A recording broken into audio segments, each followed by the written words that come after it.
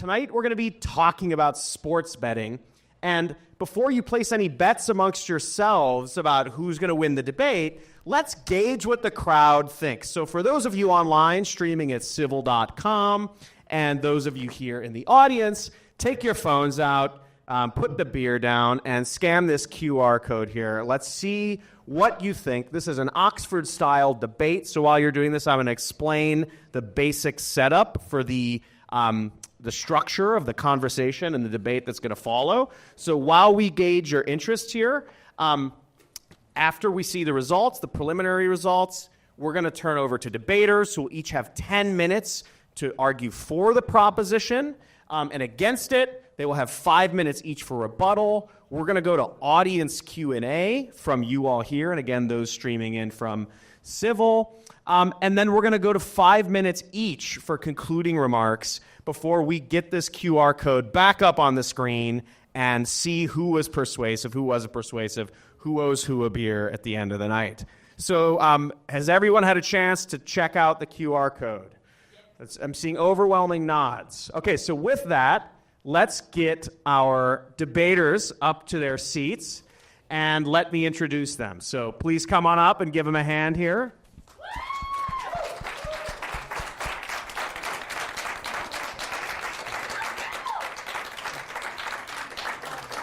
All right.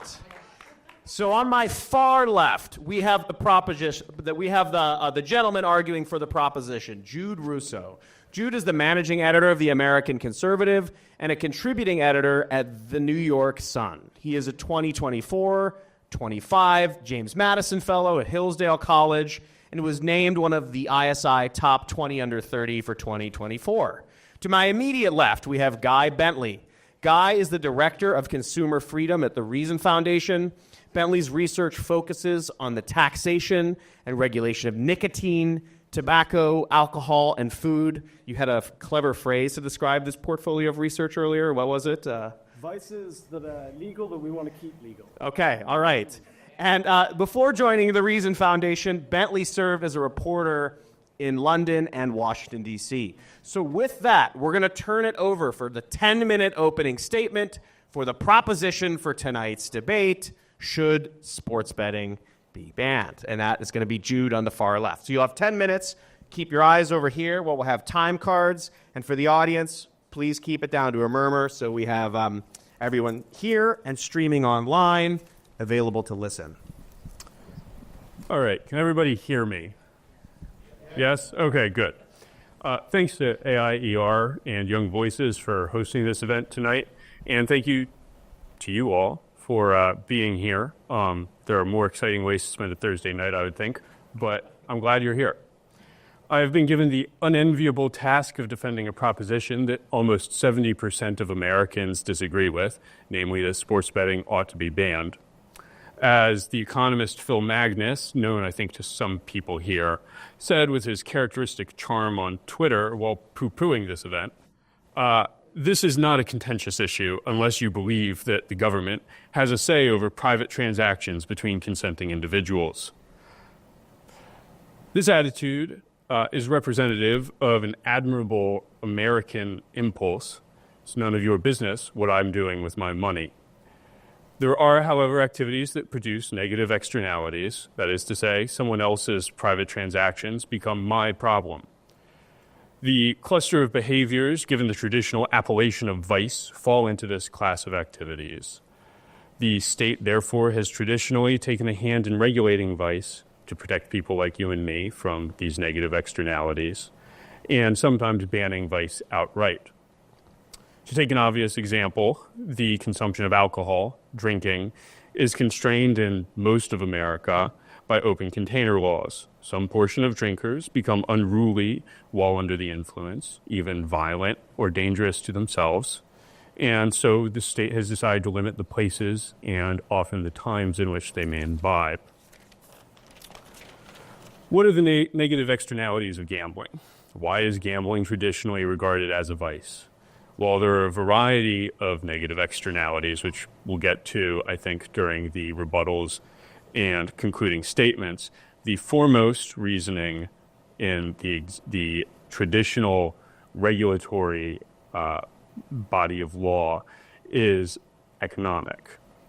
In the aggregate, and of necessity in most individual cases, gamblers lose money. The vig or the take is the unalterable law of gambling.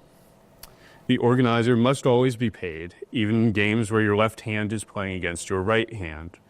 If your left hand loses and your right hand wins, you have less money at the end because the organizer is doing this for a price.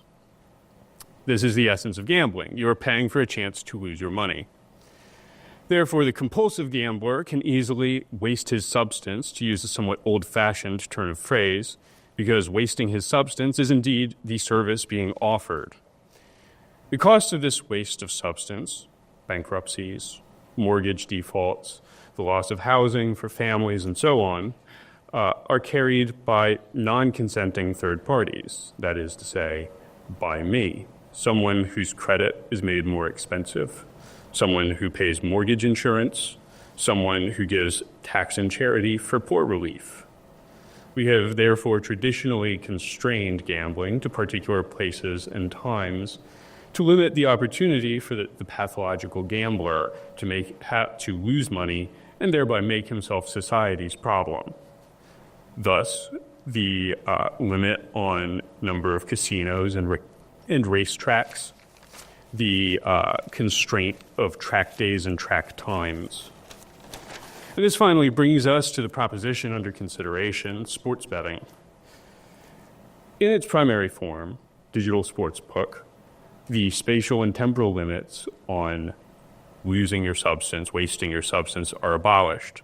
It is now possible to take out your phone and lay bets on sports happening halfway around the world in different time zones at any hour of the day in increasingly exotic configurations of action. There is no natural break on the activity. It is no wonder that handles, that is to say the amount wagered, and the proportion of Americans betting have both risen monotonically since the court legalized sportsbook nationally with the overturn of PASPA, which was the federal law banning sports betting across the country. The dysfunctions associated with gambling have also increased monotonically. In the 38 states that have legalized sportsbook, bankruptcies have increased at a 28% advantage over states that did not. That is to say, the second derivative for the math people in there is almost 30% steeper. Similarly, 8% increase in rate of debt collection. This was a 2024 paper out of UCLA.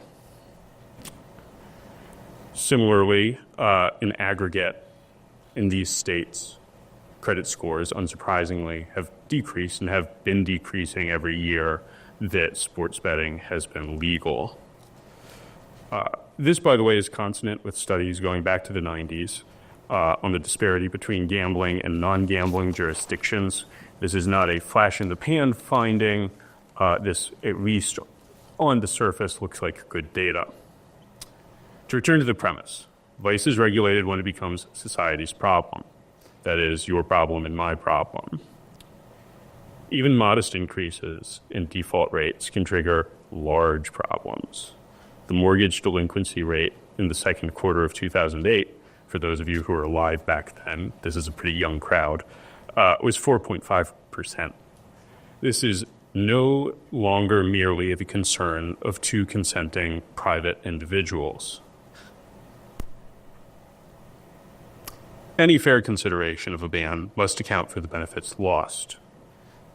I suspect in a moment here my learned friend will parade some numbers for you about the grand economic benefits of sports betting. I will touch on two quickly, just so that we can get the obvious fatuities out of the way and get to the deeper foolishness beneath. Sportsbook creates jobs. This is true. The nature of digital sportsbook, however, is that you do not actually need very many people to run a sportsbook.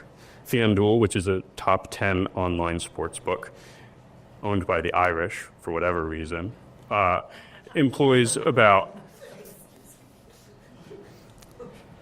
Really? That's what got you people? Employs about 3,700 people. Not to be sneezed at, that's a major company. But by contrast, Foxwoods Casino, a legacy gambling operation, employs in the ballpark of 15,000. That is one casino. If you are interested in maximizing employment by gambling, you will encourage the spread of legacy gambling operations, sportsbook, which bleeds off of them, perhaps not so much. Another vaunted benefit, the determinative one for most lawmakers, is the advantage accrued to state treasuries on tax from gambling concerns. This has always seemed like a strange argument to me when it comes out of the mouths of libertarians, but it does get put out there. Libertarians for tax is a bumper sticker I have proposed but been shot down. These benefits have been modest at best. Maryland's revenues from the first 2 years of legal sportsbook, in which roughly $800 million were wagered, $21 million. For context, Maryland's annual budget in 2024 was $64 billion. $21 million across 2 years is a rounding error and not a very large one. Lest you think I've cherry-picked the most favorable example, Kansas, for the first 3 quarters of 2022, when they legalized sportsbook, I believe, in which 3 quarters, $350 million were wagered, realized $271,000 in revenue. Paying the tax collectors was more expensive than the revenue that was brought in by the tax. My time is running short, so I'll wrap this up. Any ban on a human activity must be considered carefully. Our economic freedom in this country is our strength. Nevertheless, to allow the rights of one group to engage in activities that cause significant cross-social harm and risk yet more radical catastrophes in the future seems neither prudent nor just. This is my problem and your problem. I cede the rest of my time.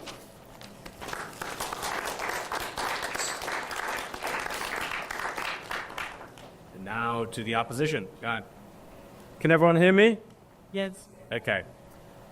Ladies and gentlemen, thank you for being here. Thank you again to Young Voices and the American Institute for Economic Research for putting on this debate. And it's a pleasure to be debating with Jude, whose writings in the American Conservative are appointment reading. The idea that legal sports betting was a mistake and that we should return to a ban is the trendy, high-status, conventional wisdom that has calcified in much of our intelligentsia over the last few years. From the New York Times to the Manhattan Institute, from Jacobin to the American Conservative, all are agreed that vice is out, public health is back, and now the only thing more ubiquitous than sports betting ads are the think pieces and podcasts decrying them. Those left defending sports betting are a motley crew of unfashionable libertarians, barstool conservatives, and of course a majority of the American people. Now, just because most people support a ban on sports betting doesn't mean that it's right, but I am so rarely on the right side of public opinion, you'll please indulge my conversion to Vox Populi, Vox Dei. But I understand where the proposition is coming from. People are sick of sports betting ads. Several papers suggest an increase in financial distress for some citizens living in states with newly legal sports betting. In some, it's alleged that problem gambling is skyrocketing, financial distress will increase, and games are being corrupted. We're told the previous regime, with little enforcement against either bettors or bookmakers, but no mass commercialization, is preferable to the status quo and had few to any downsides. Over the course of the evening, I'll try to tackle all these misconceptions, but let's start with rates of problem gambling, which are not skyrocketing. Speaking to Congress last year, the head of the National Council on Problem Gambling placed the number of people with a severe gambling problem at around 1%, with another 2 to 3% experiencing mild to moderate problems. This is exactly in line with the historical average. But how can that be when calls to gambling addiction services and hotlines have soared in states where sports betting has been legalized? Well, for one thing, around 30 to 40% of those calls are not from problem gamblers seeking help, but from gamblers seeking help trying to place bets.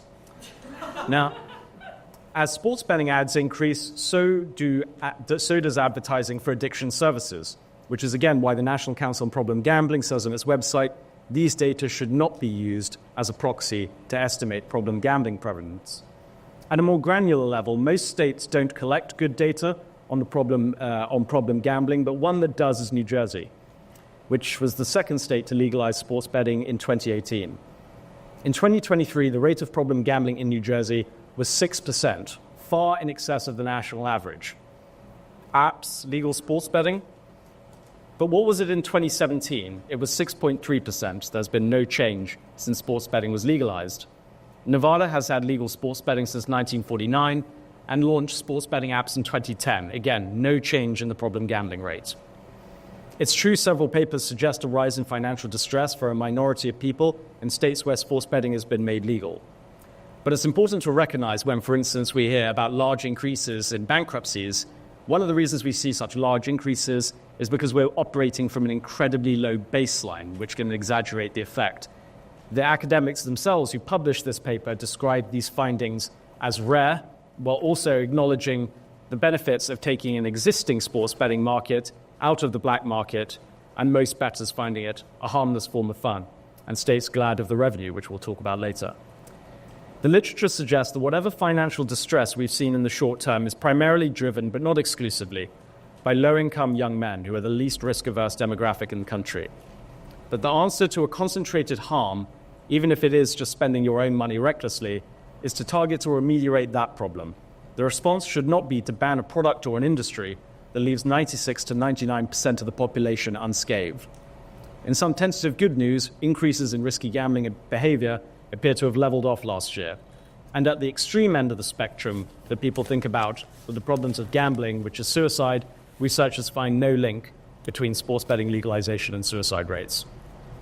The truth about those who bet on sports is that unlike other forms of gambling, it heavily skews to the well or overeducated, depending on your point of view, and those more likely to earn more than $100,000 a year, with 2/3 spending between $1 and $100 a month. But why am I so confident that sports betting isn't going to lead to greater financial distress or addiction, especially in that population of lower-income young men? Two reasons. First is the previous experiences we've had with gambling liberalizations, and the second is from other countries that have had sports betting legal for a long time. Firstly, an 2013 analysis found that the legalization of casinos and lotteries across the states in the 80s and early 90s did initially lead to a statistically significant increase in bankruptcies, but this association disappeared after 1995. With the rise of the internet, the poker boom, and online offshore illegal sportsbooks in the 2000s, many were certain we were in for another disaster. But in 2011, one of the world's pioneers of gambling addiction research, Henry Schaefer, found that the evidence suggests the rates of gambling addiction remained relatively stable during the past 35 years, despite, quote, an unprecedented increase in opportunities and access to gambling, unquote. He added that the extent of internet gambling for most is astoundingly moderate, and problem gamblers are more likely to get better than worse. Now, with smartphones, apps, advertising, and AI, we're being told once again the risks are too great to legally permit adults to spend their own money on something they enjoy. So what's happened in countries that have had legal sports betting and advertising on and offline for, say, around 20 years? For that, we can look at the UK and Australia. The rate of problem gambling in the UK has remained stable ever since we started measuring it in 1999. The same is also true for Australia, despite the fact that Australians bet the most per capita of any country in the world. Contrast this with China, which bans all forms of gambling and has no mass commercialization of the industry, which, according to the restrictionist logic, should mean there's less problem gambling and less of its associated harms. China has the highest problem gambling rate in the world. Even one of the country's leading sports betting critics, Harry Levant, who wrote legislation for Senator Blumenthal last year to restrict sports betting marketing, is adamant sports betting shouldn't be banned. The era before legal sports betting was not a happy one. Before legalization, around a third of Americans bet on sports, betting roughly $150 billion a year, 97% of it illegally, with offshore sportsbooks funneling rivers of cash to criminal enterprises, bettors more at risk of identity theft and fraud, no age checks or safety measures to protect the integrity of the game or problem gamblers. Legalization, on the other hand, has hammered the illicit market, and tens of millions are enjoying spending their money on to make games more exciting, with legal operators subject to the rule of law. Objections to particular marketing practices, prop bets, and the like are worthy of discussion, but it's a far cry from a total ban on sports betting. It was a failure in the past and would be a failure again. So vote against the motion. Thank you.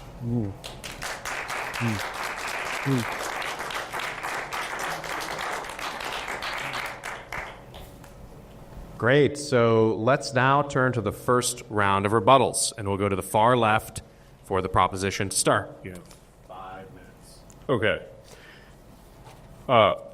My learned friend raises some very good points about the fact that problem gambling rates, that is the number of individuals who engage in problem gambling, are static.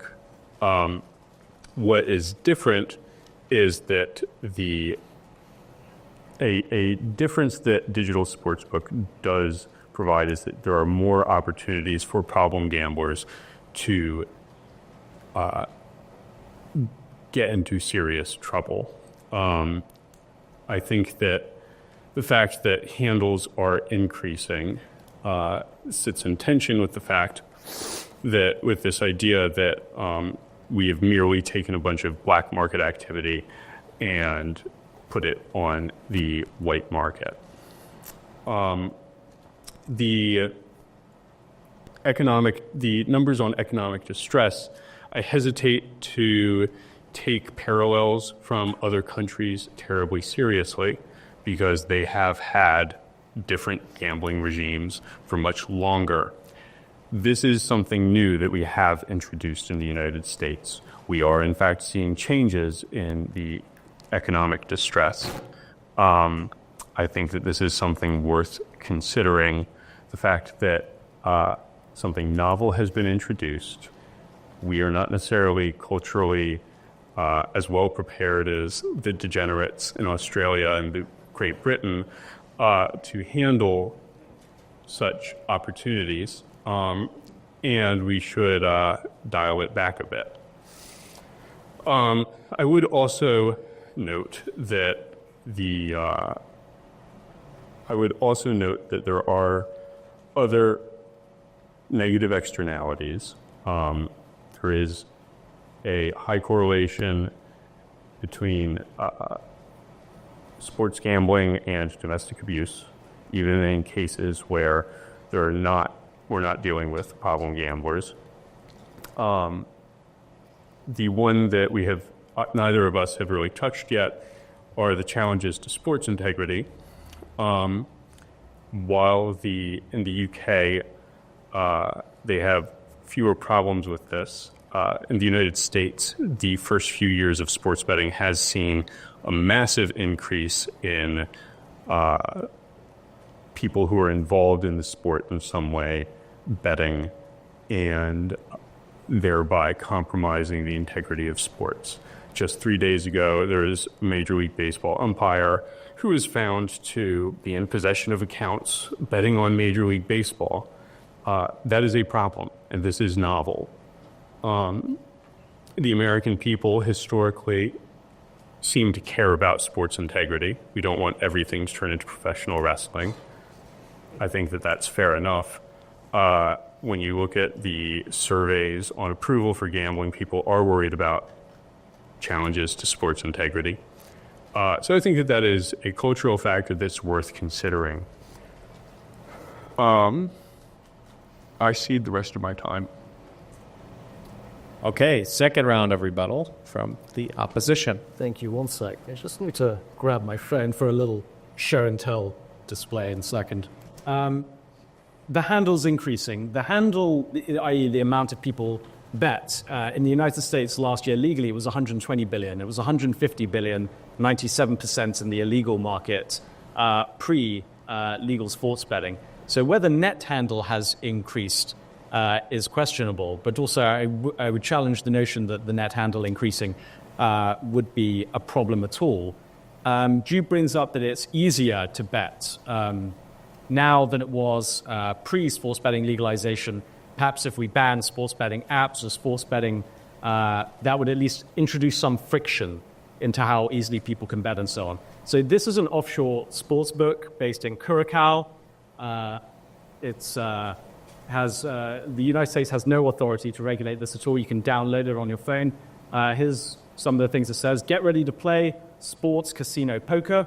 Score up to $3,750 in welcome bonuses. Sports, esports, live betting, hundreds of casino games. Boost your play with crypto. Nothing suspicious about that at all. So why has Sorry, one second. To join, okay, to create your account, you put in your information and you tick a box to certify your age. We're not talking about banning sports betting. We're talking about whether this is the alternative to what we have now. Secondly, tax revenue. It's true, tax revenue from sports betting is de minimis compared to other industries. But for instance, in Michigan, it made up 1% of the state's tax revenue, 1% of the budget. Try convincing state legislators to cut 1% of the budget. This is not an insignificant amount relative to its harm. Domestic abuse. I'm glad Jude brought this up because there was a study that came out suggesting states with legalized sports betting see increased domestic abuse when there is an upset victory or loss on a game day. This is essentially trying to replicate a study and apply it to sports betting that David Carr, the Nobel Prize winner, did in around 2012, before sports betting was legal, and he found that upset games increased domestic abuse. You know what else is correlated with domestic abuse? Good weather, vacations, and so on. Also traffic. Traffic is heavily correlated with domestic abuse, but that's not a case for a $50 congestion charge. So trying to regulate the emotional triggers of wife beaters through policy is not a wise idea. The policy should be to put those people in prison, not to regulate how much we bet. In terms of scandals, I don't think it's hard to verify whether there's been an increase in either, say, corruption or sports betting scandals. We haven't seen that in Europe. And of course, one of the problems is beforehand, we didn't know how much of it was going on. Now there are sports betting integrity monitors who monitor patterns of play and betting lines to detect suspicious activity, see if there needs to be some intervention and so on. I believe a case Jude wrote about either yesterday or the day before about it was either the I haven't written about sports betting. I haven't written about sports betting this week. It was it must have been an older article, but it was on somebody who had essentially cheating a game and so on. But the problem is, and this is used as part of the case of why sports betting is corrupting the game. The problem is this person was located in California, where sports betting is already banned and hasn't been legalized. So, net finding effects of the integrity of the game, I think, is unclear at best. If we do see that change, I think it needs to be looked at. But of course, the counterfactual is we've always had sports betting scandals. Even in the 1980s, when Boston College threw a game to Harvard because they were being paid to shave points by the Lucchese crime family. This is not unknown to the United States. And now we have better ways to monitor betting patterns, to police players, but obviously nothing is foolproof. But I reject the notion that we've seen a measurable increase in sports betting corruption so far. And I'll leave it at that. Excellent. So with this, we are going to turn to questions which have been gathered from Civil, the folks streaming in online, and hopefully questions that have been brewing in the audience here. So with that, let's get some hands up. We'll have questions filter in online from Civil, and Casey will be bringing the mic to the question askers now seated in the center of the theater. Thank you. We'll take the first few questions from the audience here. Please ask it in the form of a question. Do not abuse your mic privileges. So I'm going to have to pass it down too. We'll start with you two over here. Hi. Thanks for the debate. I just wanted to give the AF more of an ability to unpack the practicalities of making sports gambling illegal in terms of what the sentencing would be, what the fine would be for wrongdoers, and moreover, if there's any consideration given to the ensuing black market that may emerge by making sports gambling illegal, and whether those practices could be more exploitative. Thank you. Sure. So there is a model for this. the 2006 Unlawful Internet Gambling Enforcement Act, which was passed in response to the explosion of online poker playing in the United States. It's fairly simple. This act said if you are operating a gambling concern digitally in a state where it is illegal, and then you deposit the money from that, you are violating the Wire Fraud Act, and bad things will happen to you per the Wire Fraud Act. 18 months after this was passed, the FBI, which had used to enforce laws in this country, after gathering information on the prospective targets, arrested 11 CEOs of gambling operations, charged them with money laundering and wire fraud, and put them in jail with the pursuant penalties, which I believe, and perhaps my learned friend can tell me, I think it's in the ballpark of 10 to 20. I believe so. Yeah. So there are enforcement mechanisms available. There is precedent for banning something that previously had not been banned at the federal level and enforcing it. By the way, that did, in fact, arrest the growth of online poker. The FBI's complete disinterest in enforcing the law following that sting meant that there is growth again. And now, obviously, the regulatory environment's sort of unsettled. So internet poker is back in a big way in this country. But it was successful on the terms of it. To address a point that my learned friend brought up, people will always do illegal things. And you are never going to catch all of them. But you do pass a law to ameliorate the amount of crime, to discourage the amount of crime, and to set an example. What was the second part of your question? It was essentially about that you know, when you make something... Black market. The idea that turning a black market activity to a white market activity gets rid of black markets simply is not borne out by other deregulatory regimes. The cannabis black market in states where cannabis has been legalized is still thriving because the black market operations do not have the same types of overhead that white market operations do. They don't pay taxes. They don't necessarily need to pay a fair wage. They can engage in all of the chicanery and violence of organized crime. So the idea that making black market activity legal is going to obliterate, the great gaming crime families of Macau and Italy or wherever, I don't think really holds up. Just a response to that, AIER, the unpleasant acronym for the act Jude was mentioning in 2000s, did not arrest much of the poker boom at all. Three of the 5 largest poker sites in the US continue to operate regardless of the law. And I think they were only shut down, including PokerStars, in 2010 or 2011, whereas the rest of the market just moved offline. The problem is AIER only tackles US-based companies. If you are registered or you're based in Antigua or Curacao or Costa Rica or the Dominican Republic, the US has no authority. Attorneys general can write very strongly worded letters that promptly get thrown in the trash. Boy, it really sucks that we have no leverage over foreign countries. You don't have leverage over independently operating foreign criminals in those countries. You do have leverage over foreign law enforcement, though. The U.S. tried several times for Antigua to try and shut down their illegal sportsbook. Nothing has happened. Nothing will happen. Again, it's a shifting industry, and it'll move again. And the FBI, the much maligned as well, I agree, has been very clear about the connections between these sportsbooks and organized crime, particularly the Russian mafia, the Armenian mafia, the Cosa Nostra in both Philadelphia and New York. There is piles of cash when this market is illegal flowing there.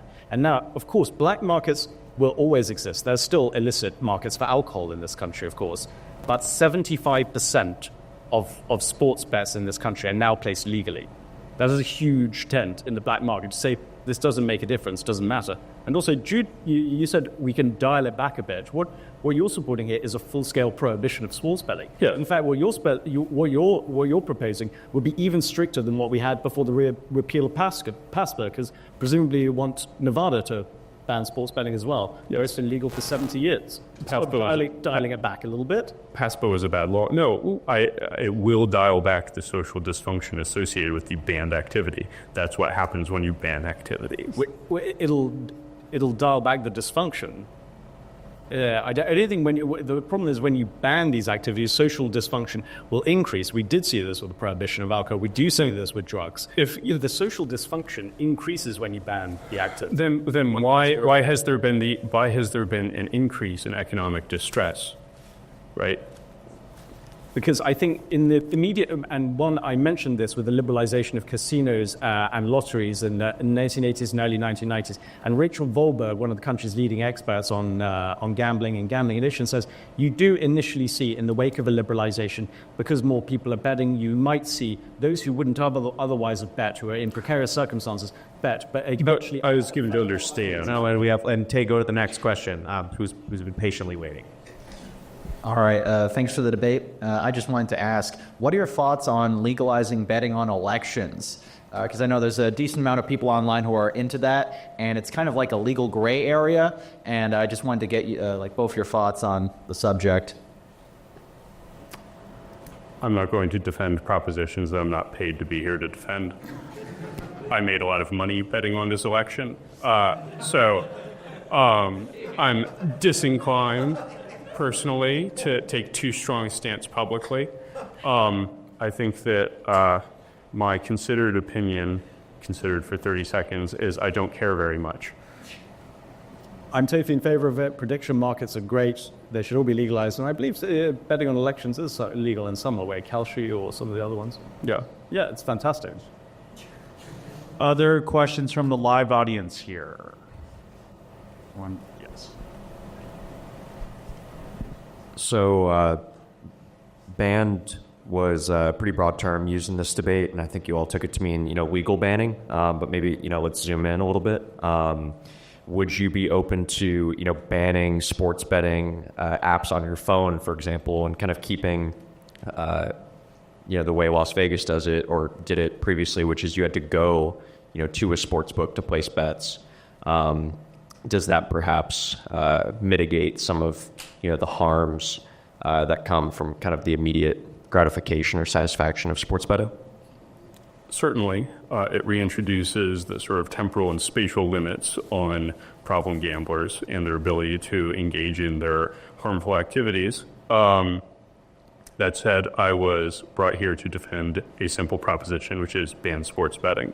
I think that when it comes to affairs of state, you usually end up with something in between all A or all B answer. That said, in this particular case, I do think that if you have to choose between one or the other, a full ban, as I was asked to defend, is the way to go. Whether the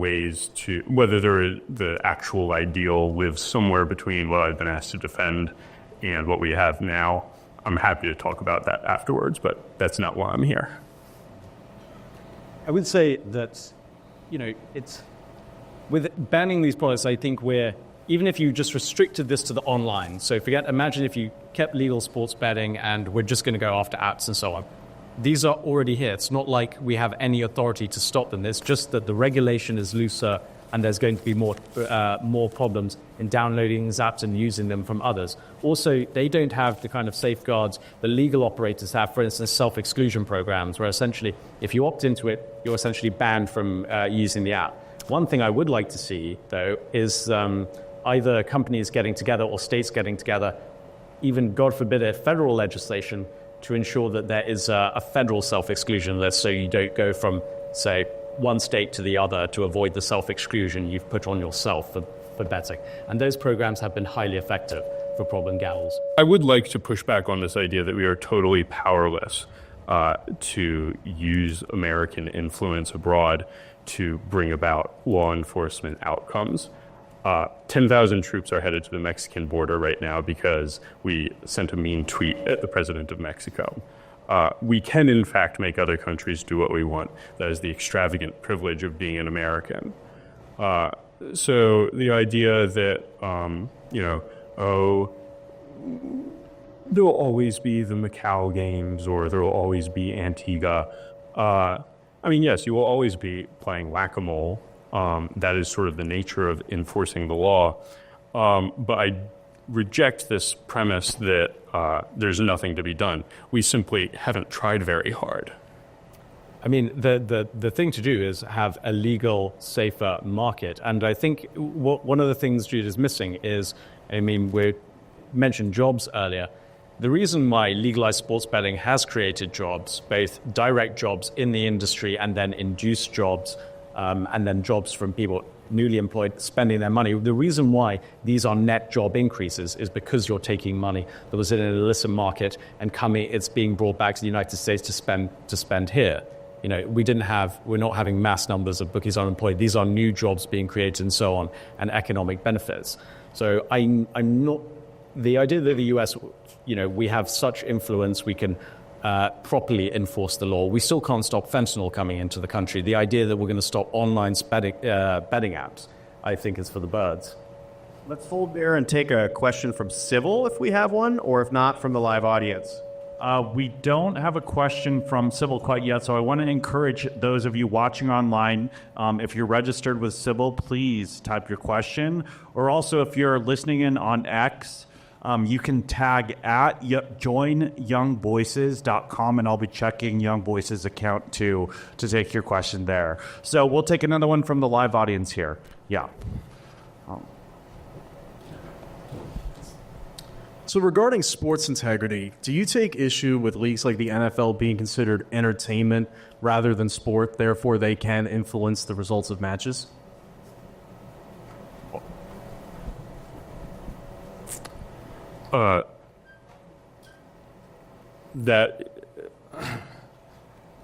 Whatever my own personal feelings about it are, the majority of the American people do take issue with that. And I think that is something worth accounting for when you're dicking around with social norms legally. Another question right up here. Questions for my colleague. Given the ease of black market gambling, is legalizing gambling maybe worse in that it encourages people to bet in regulated and taxed markets instead of a less regulated, less taxed market? As in, it would be preferable to keep the illegal market. Exactly. I deprive the state of revenue. I don't believe so. I am not as state of nature libertarian. I'm more of a minimal classical liberal libertarian. I like to enjoy the benefits of great companies offering good products and rather avoid the skeezy sports book who might break your legs or so on. And unfortunately, when we did have illegal sports betting, there was enforcement to an extent that also had pretty devastating consequences. In Fairfax, Virginia, not too far down the road, Sal Kosi, I think his name was shot and killed outside his home in 2006 by SWAT officers because they had tried to trap him in an illegal sports betting ring. And he was trying to be busted for placing sports bets and organizing this just before Super Bowl Sunday of that year. So this is not costless just in terms of regulating people's ease of access. The more enforcement you want, the more trouble you will have, and we're not going to clamp down on the gambling. Prevalence, problem gambling, again, is stable regardless of the legal regime, the handle. This isn't going to make a difference. And people should be... Gambling is entertainment. It's hard for people who don't gamble a lot to kind of understand that, but gambling is fun. It's an entertainment. And people engage in all kinds of vices, and people are going to supply them with those vices. They prefer alcohol to milk on a night out. They prefer erotica to Shakespeare. And unfortunately, people are going to supply them with those vices. And the situation we have now is far better to what we had 5 to 6 years ago.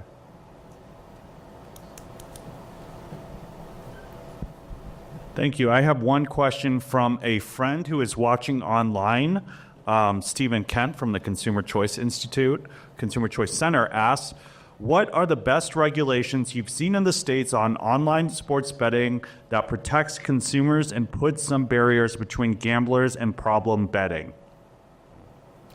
I think the best tool is a self-exclusion list for problem gamblers. In terms of marketing, advertising, or ease of play, it's difficult because, one, you don't want to catch up the vast majority of people who are playing responsibly.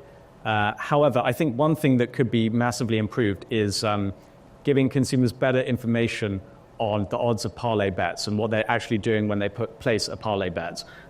These are, for instance, the sports betting industry, they have a profit margin of about 5%, which is not major for most industries.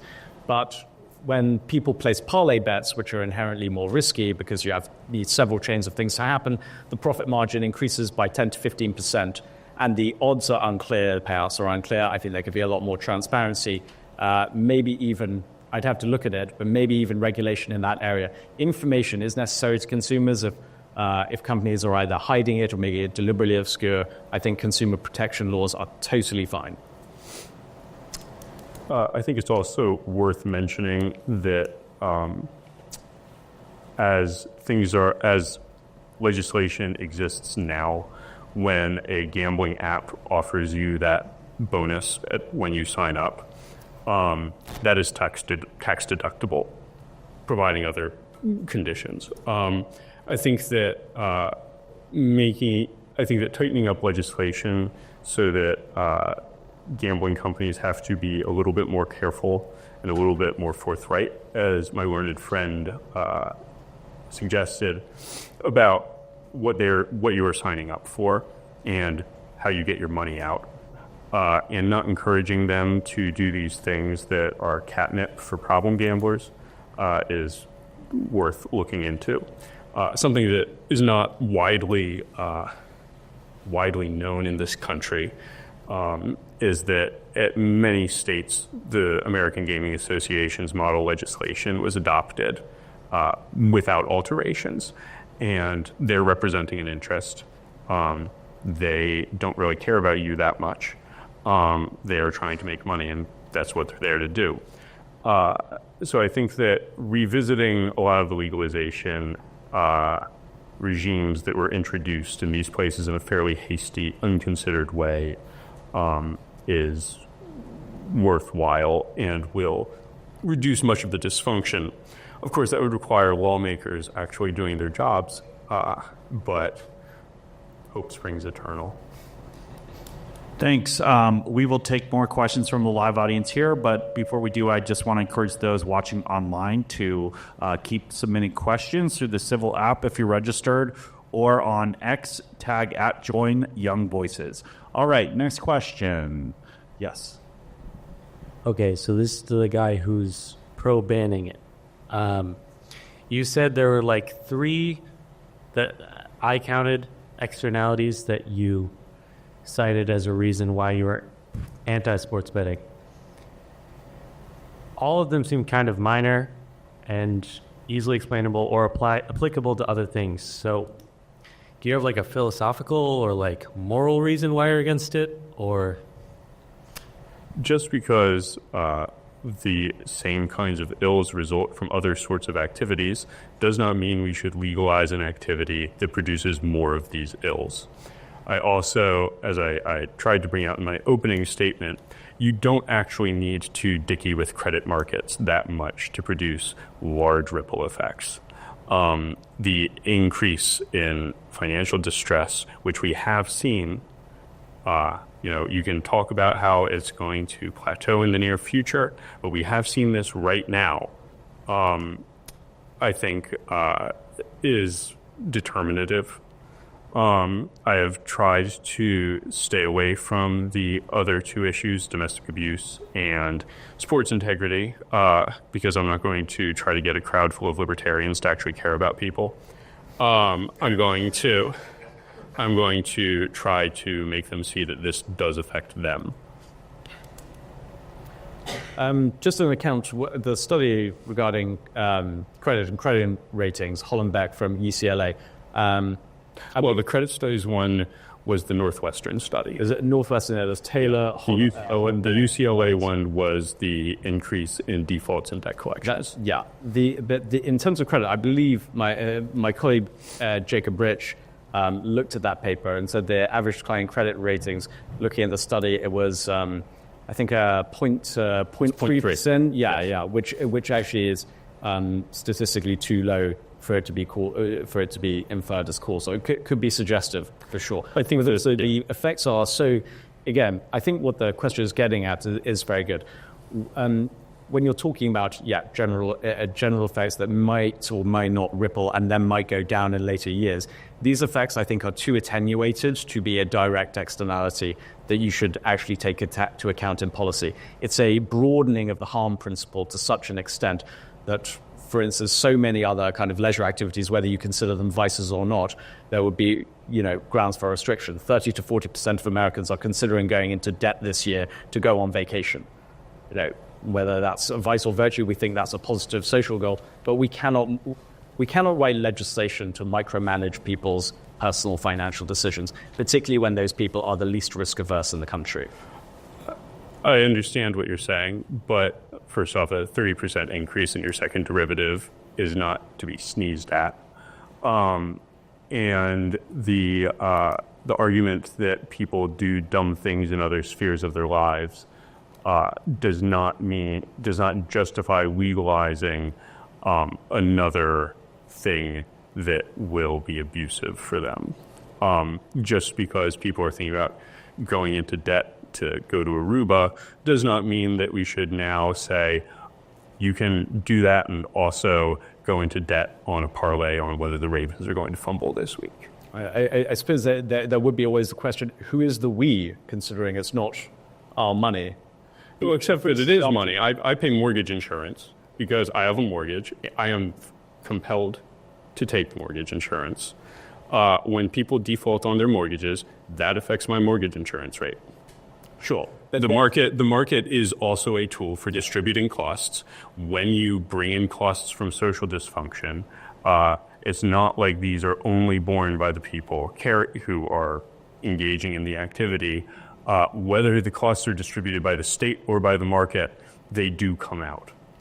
But with these costs, what we've had with legalization is that both the tax revenue that is raised and also the bringing in of revenue of money that was already being bet in a pre-existing market to the legal market on a net financial analysis would more than make up for any externality. So if we're looking at on net, it's been a massive financial positive.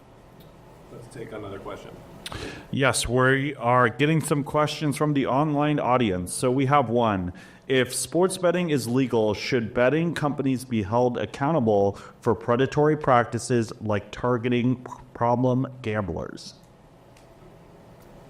Yeah, I think if it can be demonstrated, for instance, that a betting company is targeting a problem gambler, either, for instance, one of the controversies that we had are some companies employing what they call, VIP hosts, in which you are constantly your highest spending customers, those who are spending the most on gambling, you will get a private host by one of these companies who will email you either free tickets to, sports games or concerts and so on, and will, constantly keep in touch with you about your betting and so on. And this is dependent on how much you bet.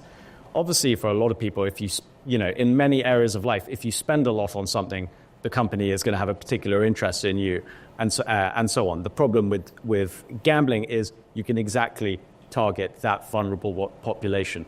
So I would have to look at the specific example, but if it's found that a company is targeting specific problem gamblers, also while knowing their financial circumstances and seeing that they're even more strained, then yeah, I have absolutely no problem going after companies hammer and tongs if they do that.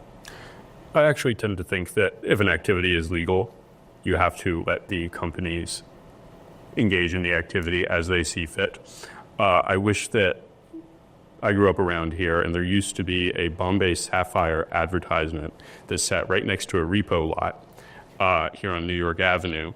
That is what you would call targeting a problem population.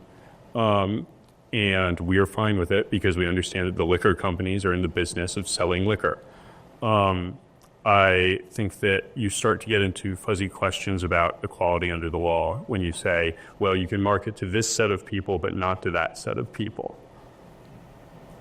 Another question from online. Should betting on amateur or college sports be banned to prevent exploitation of young athletes? Well, I'm here defending the proposition that they should all be banned. I don't see why the relative youth of those being corrupted matters. Yep, I agree. But however, there is one form of gambling that I do want to ban, and I think Jude and I will agree on this, which is state lotteries. The government shouldn't be running restaurants, shouldn't be running liquor companies, shouldn't be running any kind of entertainment services. Gambling is a form of entertainment. State lotteries should be abolished. They're terrible. They're one of the most regressive forms of gambling. For every $100 you spend on lottery tickets, generally a 30 are returned to the bettor. For sports betting, every $100 you spend, 90 are returned. So keep sports betting legal, legalize in more states, but ban state lotteries. Back to the live audience here in D.C. Yes. So I have a question for the pro-ban side. I guess I didn't really understand the way you responded to the objections from vacation, for example, because it seems to be that you're arguing in the sense that it's an addition to vices, but it seems to me that the question is about consistent moral principles.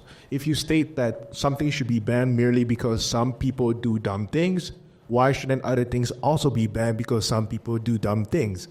It's not addition, it's about a consistent moral principle. So I don't understand that objection. And I had one more question about your notion of externality. It seems that you use externality in ways where if the price increases for something, even if it's a rights action, like if I demand more food and therefore the price for food increases for you, that is an externality, and therefore it costs more for you and therefore we should stop it. It seems that that's the way you were using externality. So if someone had more debt because they took a dumb action, that was you were liable for that. So I didn't really understand that as well.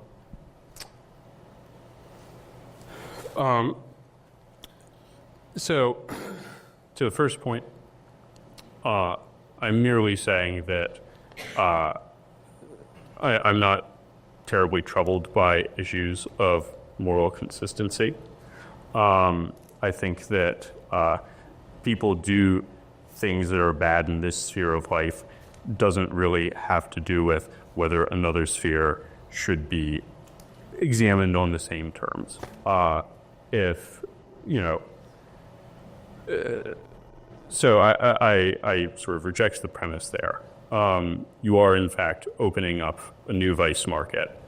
I don't see what vacations really have to do with anything.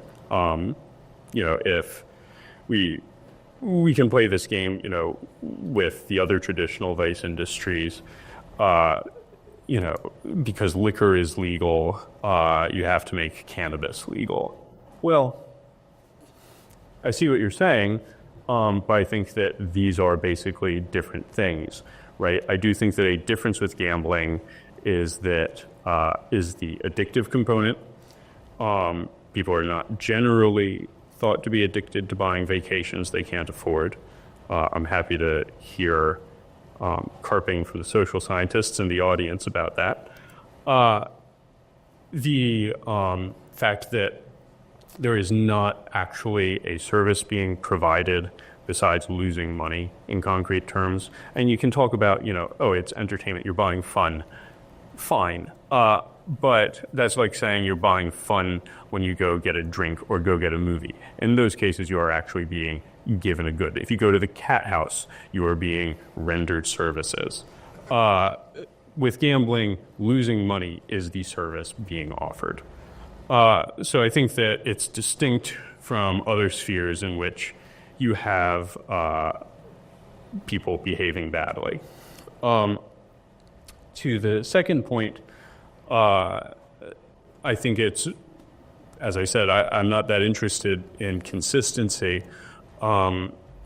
People do, in fact, buy food, and that drives the price mechanism.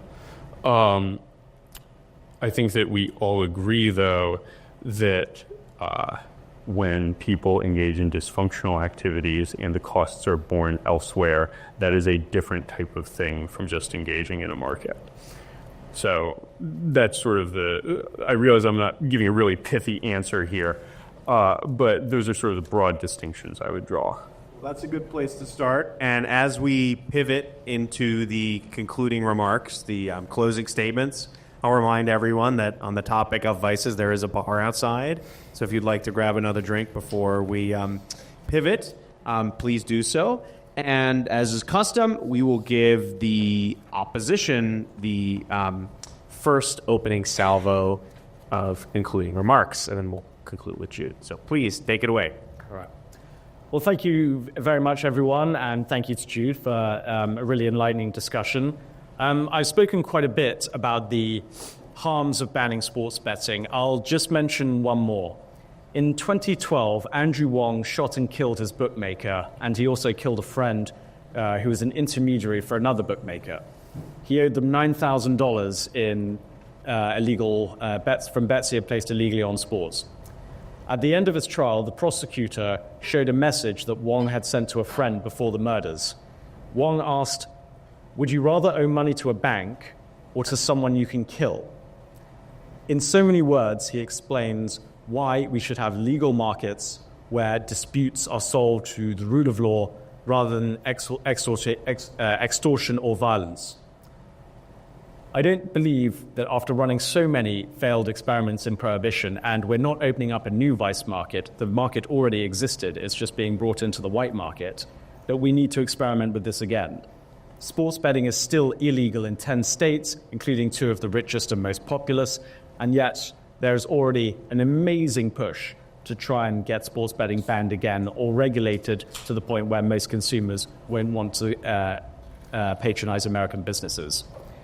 Now, if even semi-authoritarian countries in the developing world, like the UK and Australia and Sweden and Finland and Italy and Germany, can manage a legal sports betting market with game integrity and minimal harm and depriving organized crime of billions of dollars, it is ludicrous to think that America can't do so as well.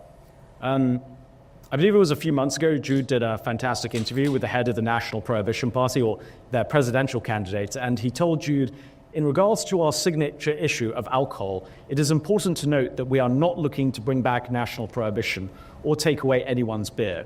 This is not your grandfather's Prohibition Party. Well, ladies and gentlemen, I stand shoulder to shoulder with the National Prohibition Party.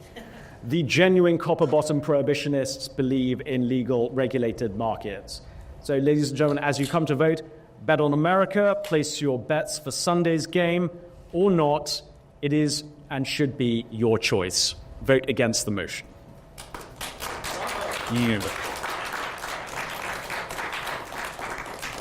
And the final statement from Thank you to Guy for what I hope was fun for you all. It was fun for me. Thank you to our hosts.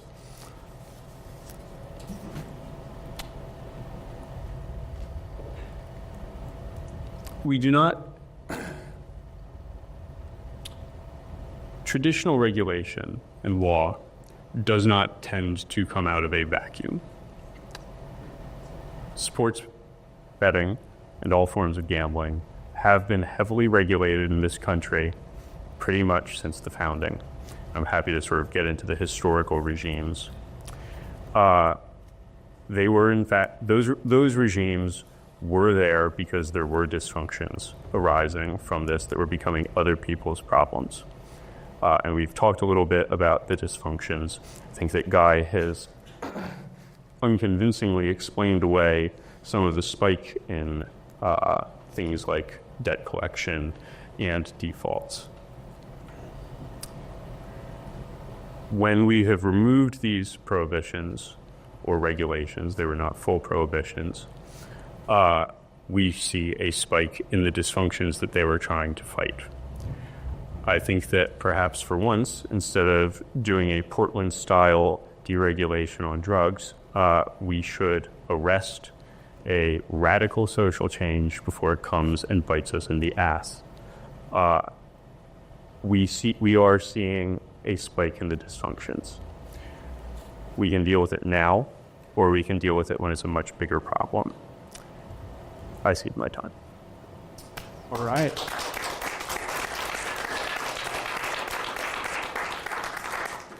So thank you to the debaters. We'll see them in on around.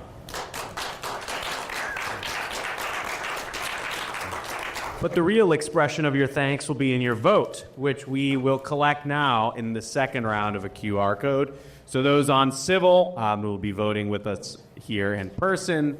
Pull out your phones, cast your ballot. Hopefully your bet was correct. And we will be able to display the results of both votes to show what percentage change there was, as well as the victor. Let's give you a few minutes to do this.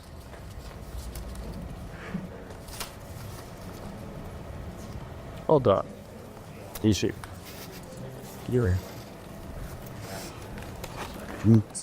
think about this.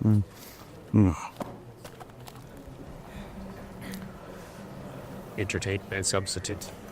Yeah, it's the perfect line. Well, we're still very kind of you. I tend to think that there's a reason I've spent my life hiding behind the written word. So. Okay, have the vast majority cast their votes. All right, to the folks in the back, we are still tallying. So make sure you pull out your phones and maybe place a bet on the Super Bowl while I stall some time here. I heard that I think there's $15 billion being wagered this Sunday, if I'm correct. And sounds about right. Yeah. Really? 15 million? I mean, it may be 1.5 billion. 15 more like 5. 4 in 10 viewers, I think. Maybe some of them in here. Okay, and we have results forthcoming. All right. So this is an Oxford-style debate, which means, of course, we voted before and after, and the winner will be determined by whoever had the greatest change in percentage in their favor. So the proposition, again, was should sports betting be banned in the U.S. and all 50 states? That's correct. So before, the percentage of people who agreed with the proposition was 20.59. Who disagreed was 64.71, with 14.71 undecided. After the debate, the people who agreed with the proposition dropped to 11.76. That's a drop of 8.82%. Disagree went up to 82.35%. That's an increase of 17.65%, which means Mr. Guy Bentley wins the debate. So there. My crowd. Yeah. Thank you all once again for joining us. Thank you for the debaters. One more round for these gentlemen. Thank you. One more round for you all at the bar.